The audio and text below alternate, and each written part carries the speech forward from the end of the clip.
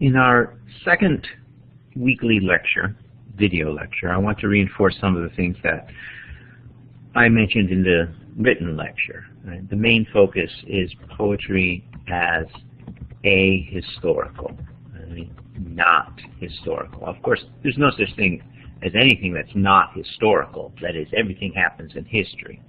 But if we read poetry ahistorically, we don't make reference to history in our reading it. To say it another way, we don't worry about when it was written. We don't worry about who wrote it. We don't worry about anything outside the poem. We look just at the poem that we have. I want to be very clear. This is not the right way to read poems. This is a valid way to read poems. And it's a good way to start. After this week, we're going to allow everybody to use as much history or biography as they want in reading a poem. But before we do that, we just want to establish that you don't have to do that to read a poem. And what is the benefit of reading ahistorically, or the justification of reading ahistorically? Well, there's a couple things that I want to point out. The first is that poets often tell us that they are not the origin of their poems. We read this last week in both Robert Bly and Pablo Neruda, that they believe that the poem comes to them. It doesn't come out of their feelings.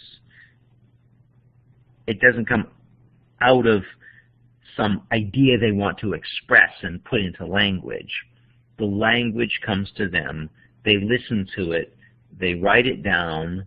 They have a vast understanding of how poems and poetry work, just like a musician that has spent hours and hours and hours playing and studying his or her instrument. Poets have spent hours and years studying other poems, and what we'll talk about in week 5, which is poetics. And they listen for language, and they shape language, and they turn it into these works of art called poems. But they are not necessarily the origin of the poem in the way that you are the origin of an essay that you write. Therefore, they are only one source for understanding the meaning of the poem. Now, they probably have a very good understanding of what they believe to be the meaning of the poem. Very few poems write anything that can't be explained. But your voice is also valid in understanding the poem. So over-reliance on what the poet says he thought he was doing is going to get you into trouble. And I'll give you just one example. Robert Frost always insisted that the road not taken had nothing to do with life choices. It was just about taking a walk in the woods. Now, was he wrong? I think he was lying. Right? But he could have believed that. Right? But that poem is clearly about making choices, making all choices. So we can't trust him. Right? Okay, secondly, history can mislead as well as clarify. Right? History does both. The fact that you quote history doesn't mean that you're therefore correct. You can quote things that are irrelevant. And I'll give you just one quick example about that. John Milton wrote his famous poem, Paradise Lost, which is about a civil war in heaven, during the time of the English Civil War. And he was very active in the English Civil War. And so critics for hundreds of years have been trying to understand Paradise Lost through the lens of the English Civil War. But it never seems to work. You can never come up with a really good connection between those two events. There's a civil war in the poem, there's a civil war in England, but they don't seem to be related to each other.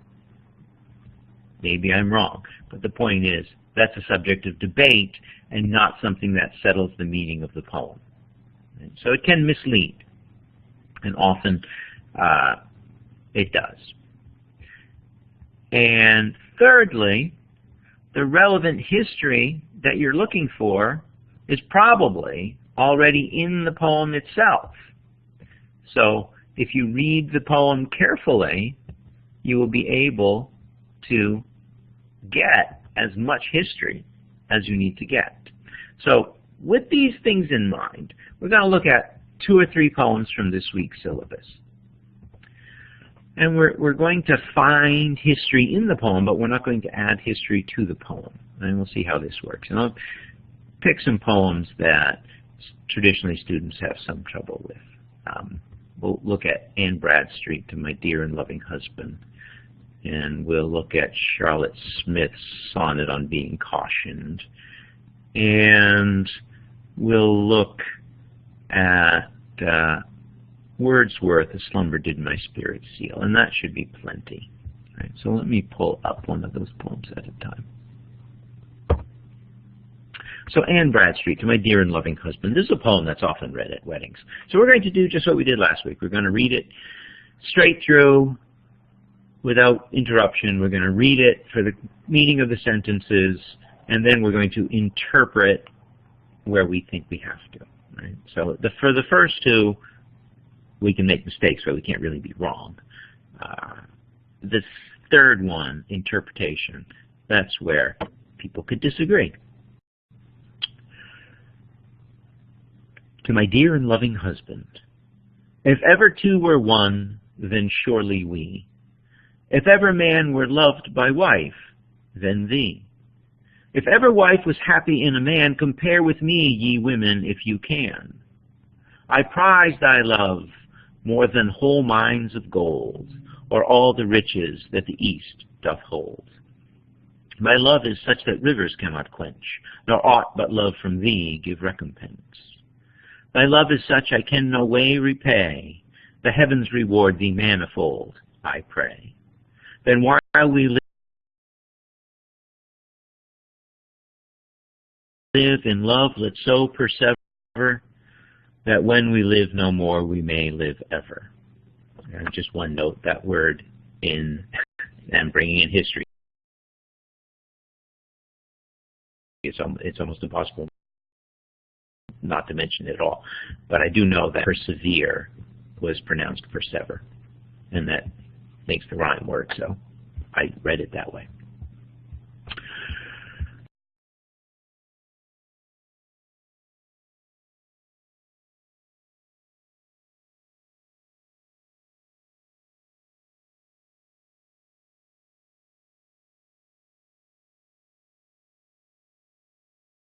But the wife was also happy in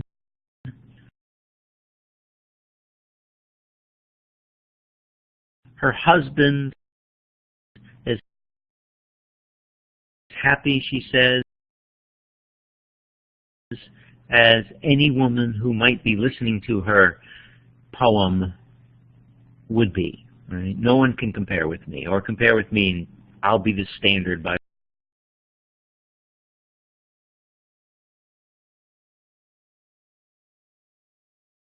the only thing as big as my love for you is your love for me, or the only thing that can repay me for the love I give you is the love you give me.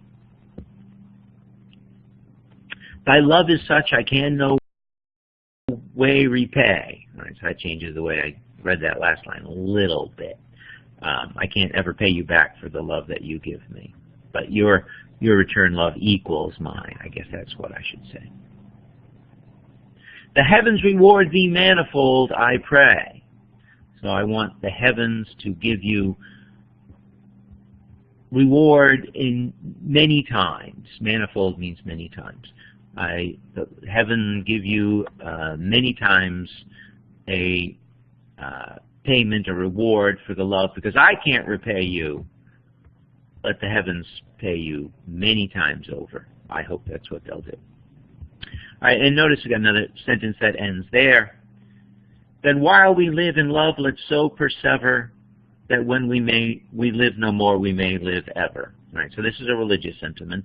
When we live, while we love, in love, let's so persevere, let's keep going in our love in such a way that after we're dead, we can live forever. So that's just the plain meaning of the poem. All right, now let's see what needs to be interpreted. So this is love that's put into extreme terms, hyperbolic terms.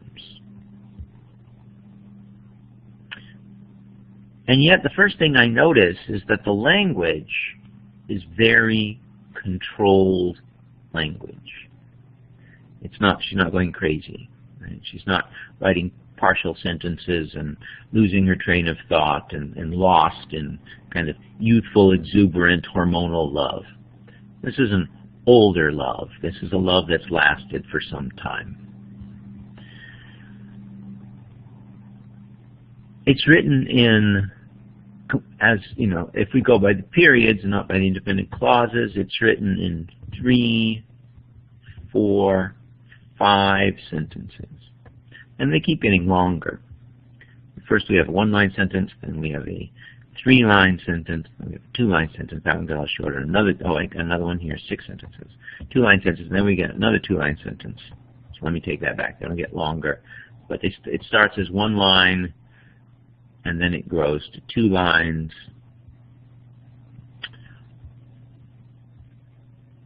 After that, we got basically 2 1-line sentences, then a 2-line sentence, then a 2-line sentence, then a 2-line sentence, then another 2 lines, and another 2 lines. Actually, they're pretty even in their length, aren't they?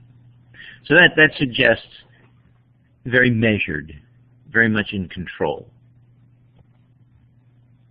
That kind of bothers me a little bit, so I want to think about that some more. Why would you declare love in such a measured, controlled way?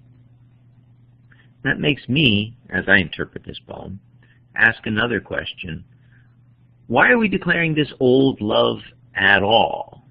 This is clearly a love that's lasted many years. Why are we declaring it at all? What is the occasion that suddenly made Anne Bradstreet want to declare her deep love for her dear and loving husband?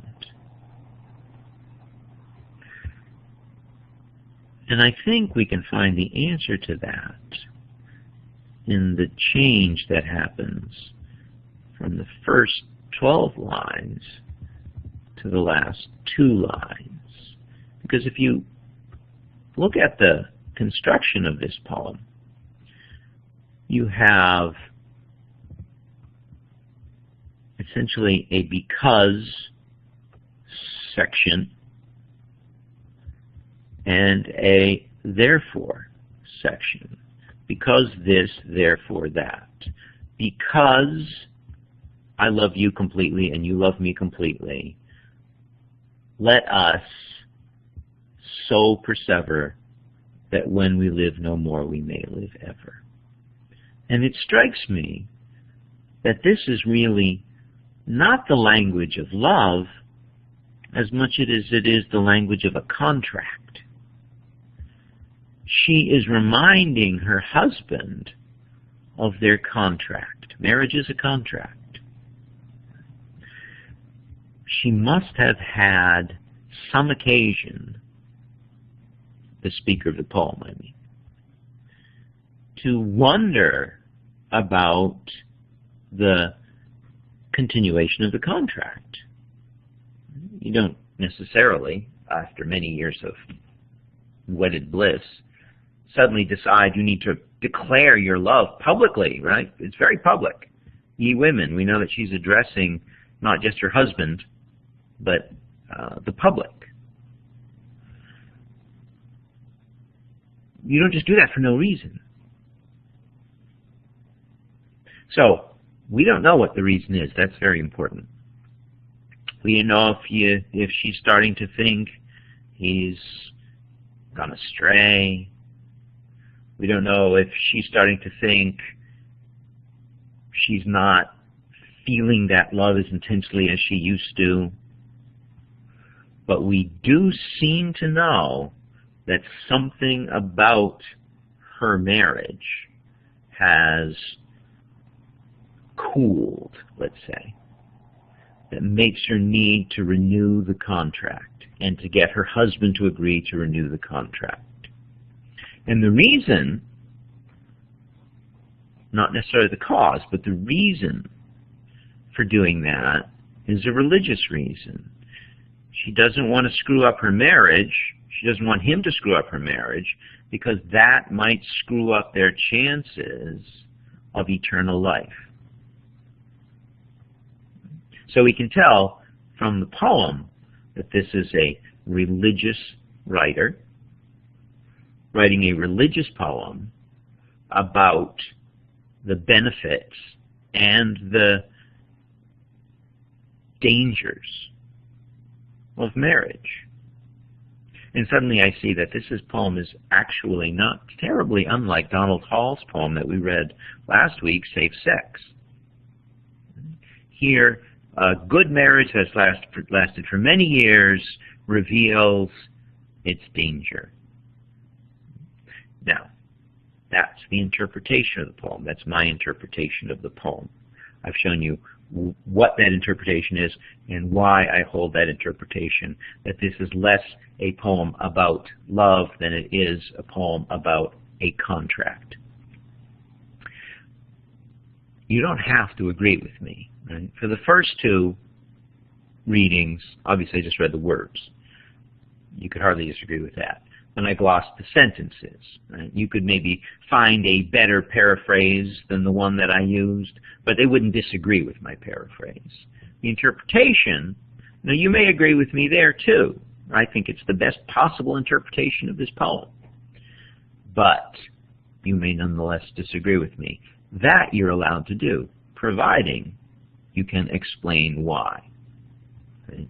It's not going to be enough to just say, well, I don't feel like that's true. You have to be able to explain why.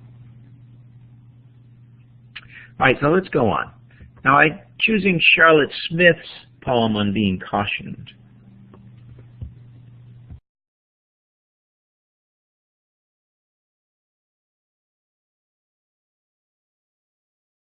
Because in the past, students have found this poem difficult to understand.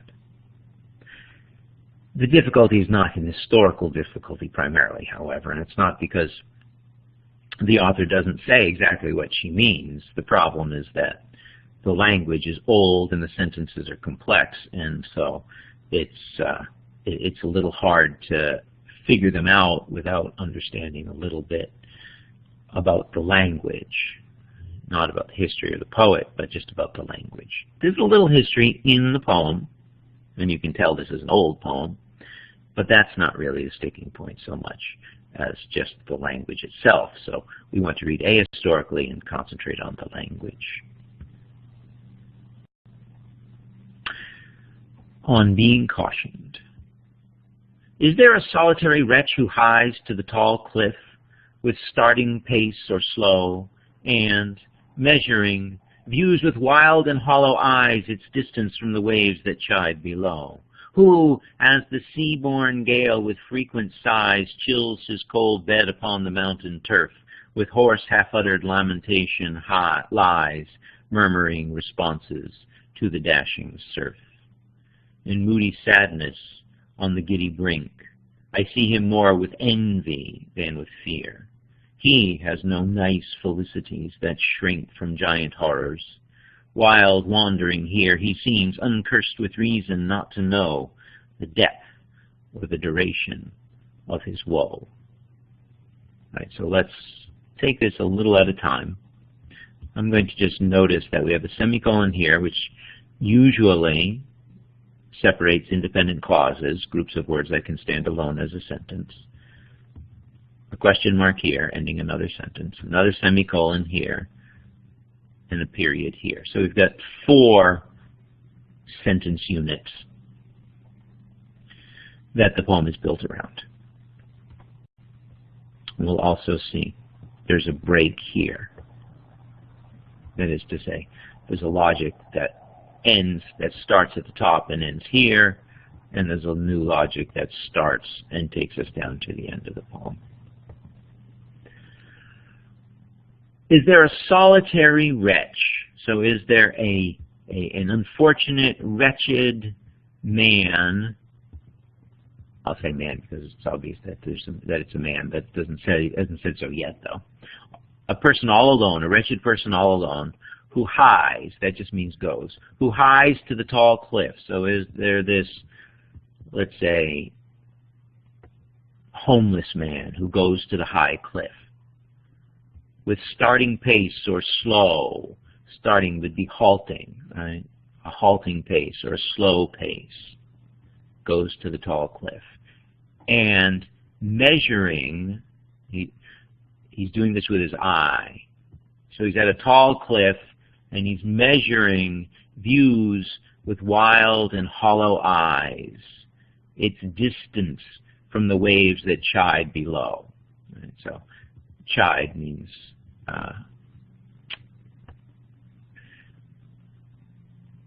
it's the word that you use when you're disciplining your children. You're chiding them. So that's the sound of the waves. It's the waves that are chiding us. So is there a lonely homeless man, and I'm adding homeless just for effect. It doesn't actually say he's homeless, who goes to the cliff and takes slow steps to the cliff, and with his hollow, wild eyes tries to figure out how far it is way down to the waves. A wretch who, as the sea-born gale with frequent sighs chills his cold bed. Oh, well, I guess he must be homeless. He's got a cold bed on the mountain turf. With hoarse, half-uttered lamentation lies murmuring responses to the dashing surf. So he lies down on the turf, and the turf is chiding him, and he is speaking lamentation, which is a complaint. So the surf is chiding, and he's complaining back, murmuring responses. We don't know the content of these responses. We know he's hoarse, and his lamentations are half-uttered, and they're murmurs. So that's a pretty sad scene. A homeless man, maybe to go to interpretation, contemplating suicide, contemplating jumping. He feels the earth is chiding him, and he's complaining back, but it is energetic, and he is muttering, and he's lying on the ground, cold. Right, so now we see the change. In moody sadness on the giddy brink, I see him. So that's a description of him. This is now a description of the speaker of the poem. In moody sadness on the giddy brink, I see him more with envy than with fear. Well, that's an interesting comment, isn't it? She sees him with envy. How could you envy a homeless man? Sounds like he's naked on the cliff, possibly contemplating jumping, feeling like he's being chided, uttering lamentations. You could envy this person. If you go through Concord in your car and you see homeless people begging for food, you may feel sorry for them. But it's hard to feel envy for them. I'm not saying you don't, but I find it hard to feel envy. That is, I want to be there. Empathy, yeah, but envy? Envy's an interesting choice. But she's going to explain why she sees him more with envy than with fear. He has no nice felicities that shrink from giant horrors. All right, well, that's why. But then we have the problem of figuring out what a nice felicity is, because that's what she envies about him.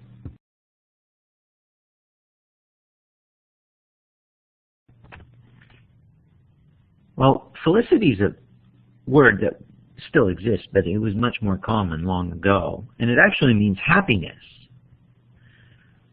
And the word nice has changed in meaning a lot. One of its meanings is proper. And it also means refined, precise. Right? So we could say this as an ironic statement that means he has none of the proper socially accepted formal happinesses of civilized life, because we find out that her felicities are not making her happy. So she's like a proper woman in a nice house with a husband, a family, plenty of money, everything she should need. And I'm not talking about Charlotte Smith. I'm making this up, taking it from the poem. But still isn't happy. She's so unhappy that she envies this solitary wretch. We missed a semicolon when I was doing my inventory. There's another one there, because we have an independent clause. Wildly wandering here, he seems uncursed with reason. Well, there's an interesting phrase. Not to know the depth or the duration of his woe. So apparently he's insane. So he's lucky because he doesn't know his unhappiness, whereas she does know her unhappiness. So he's better off being unhappy but thinking he's happy than being in a position where he's supposed to be happy but he isn't. So that takes us a good way toward interpretation. So I think we'll leave that poem there.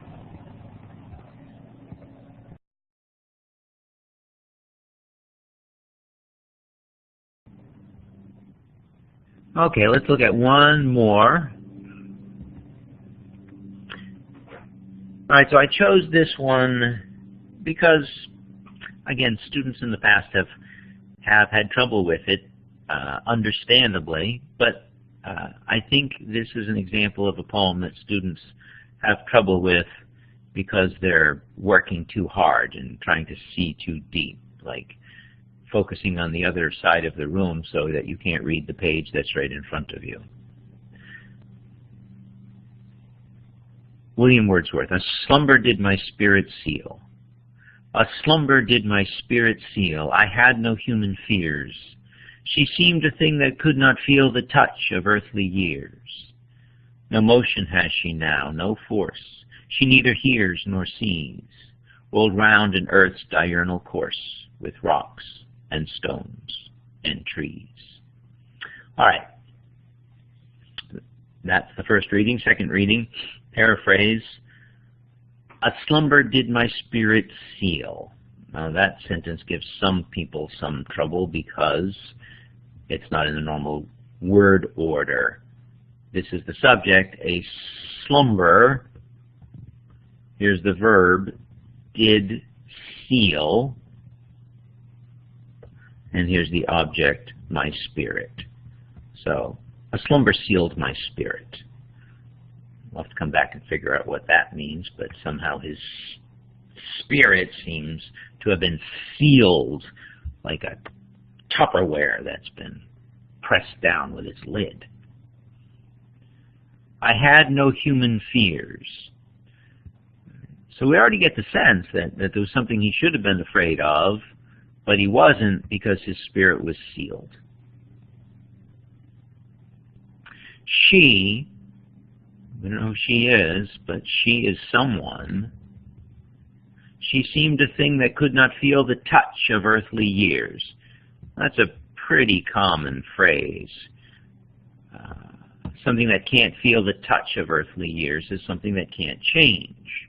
It will be the same forever. And we know that people never stay the same forever. But we can understand, we can imagine that someone who seems young year after year after year is someone about whom you might say, she doesn't seem to feel the touch of earthly years. For most of my life, and I'm 55, people said that about Dick Clark. People older than the youngest people in the class, I'm sure, remember Dick Clark. He died a few years ago, but for many, many years, he always looked like Dick Clark.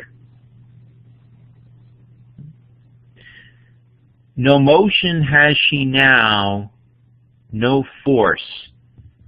She neither hears nor sees.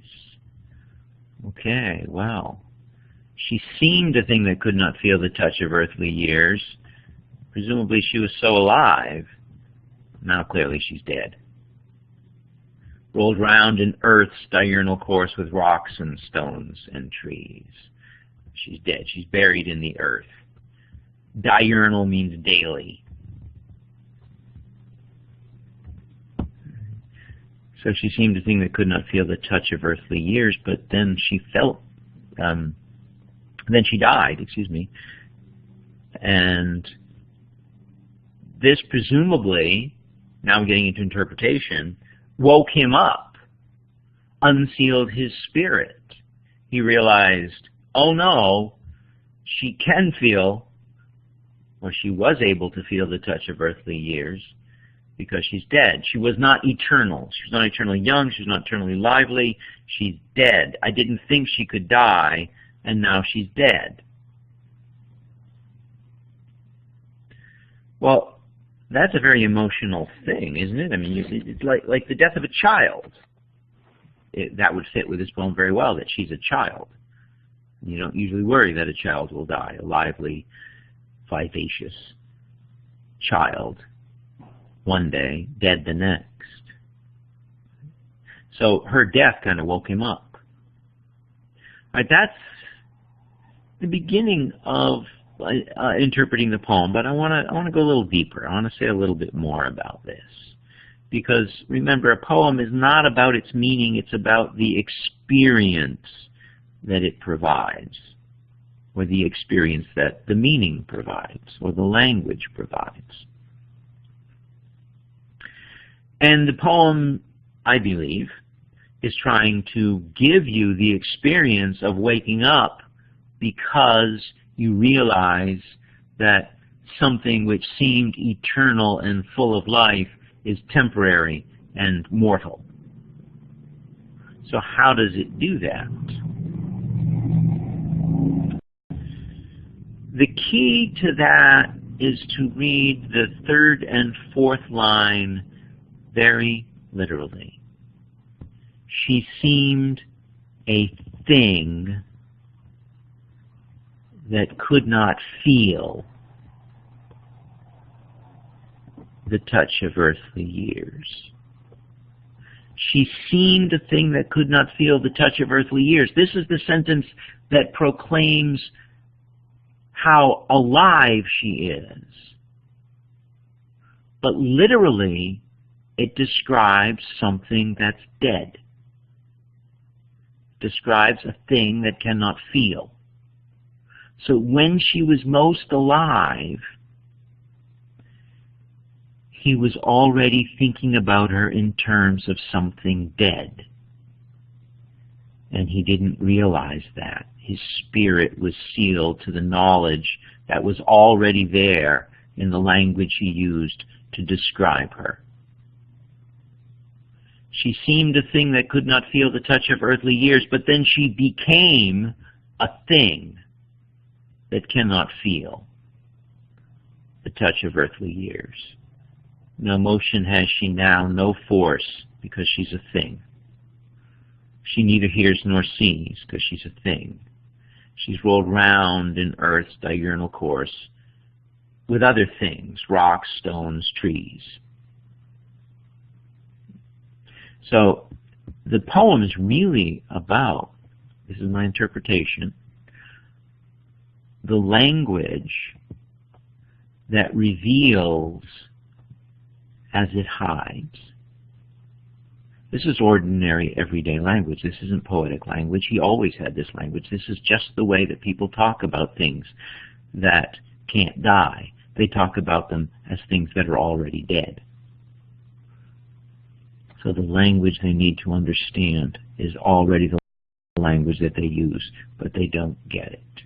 So another way of talking about this is to say that the ordinary language that we use in our daily lives conceals mysteries that,